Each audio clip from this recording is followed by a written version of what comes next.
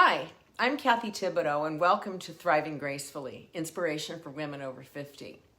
Today, I'm talking about solo travel and why I think it's so important for women in our age group to do it. I've had friends tell me that they're afraid to travel without their spouse, and others are frustrated that their spouse doesn't want to travel. Solo travel also can be a bit more expensive per person, but I say do it anyway. It'll help you get clarity on who you are, what's important to you, and challenge you in unexpected ways. Plus, it can be a lot of fun. I've dreamed about becoming fluent in French and living for a time in France, but my husband's not ready to retire, and I still have an active consulting practice. So a couple of years ago, with the support of my husband, of course, I decided to go alone to Lyon, France to study French for a month, which I could do. I arrived in Lyon from San Francisco, and my landlord, Airbnb, his name is Regis, who happens to be the same age as me, greeted me at his apartment that I had rented. And after showing me how everything worked, he invited me to join him and his partner and other friends for a free concert that evening at the Théâtre Romain, which is it's an outdoor amphitheater set in an ancient Roman ruin in Lyon. It's a cool place for a concert. As a lone female traveler, though, I paused a bit before saying yes, but it was the right thing to do. It turned out to be a fabulous night and the beginning of enduring friendships. I even hosted a dinner party for that group at the apartment towards the end of my stay.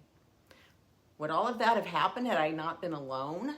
I think it would have been a lot less likely. After being married many years, it's easy to rely on your spouse without even realizing it. You just kind of stay in your lane and get into routines that are comfortable, but frankly, don't challenge you.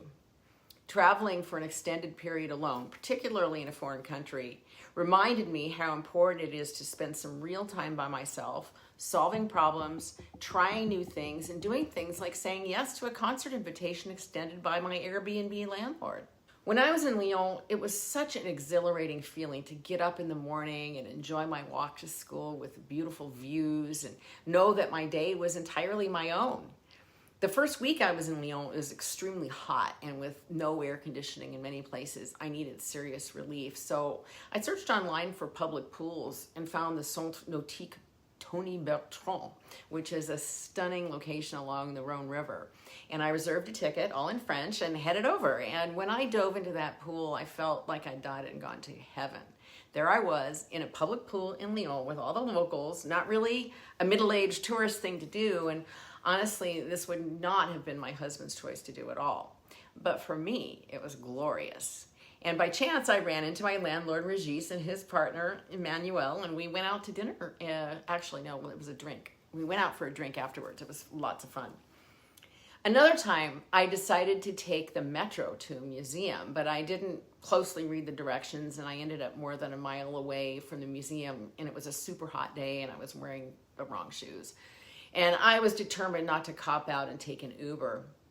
I'd seen these rentable electric scooters all over the city, so I did something I never would have done had my husband been with me, and I rented a scooter.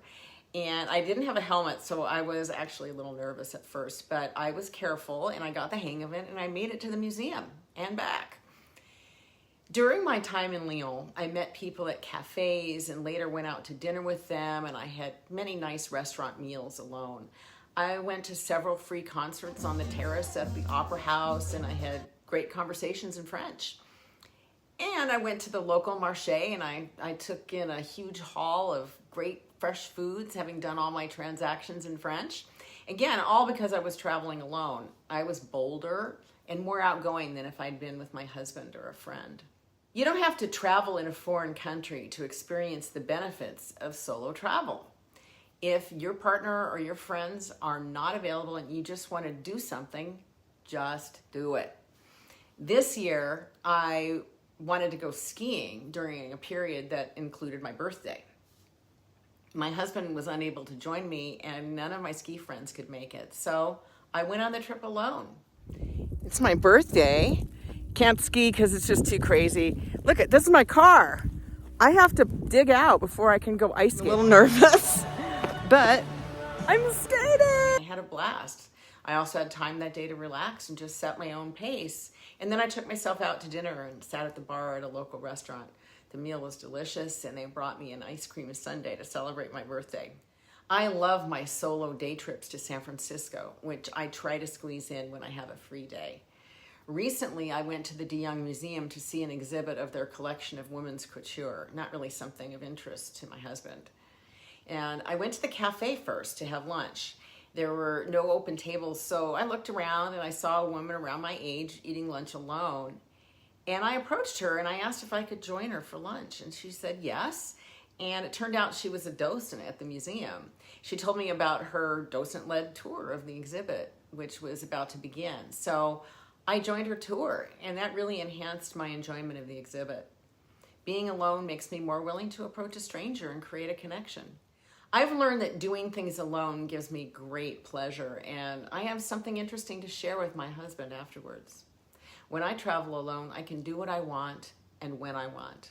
At times, it's forced me outside my comfort zone and to rediscover my own strength and resilience. I hope you'll give it a try. Please share your stories of solo travel here in the comments. And remember to like this video, subscribe, and share. I'll see you again soon.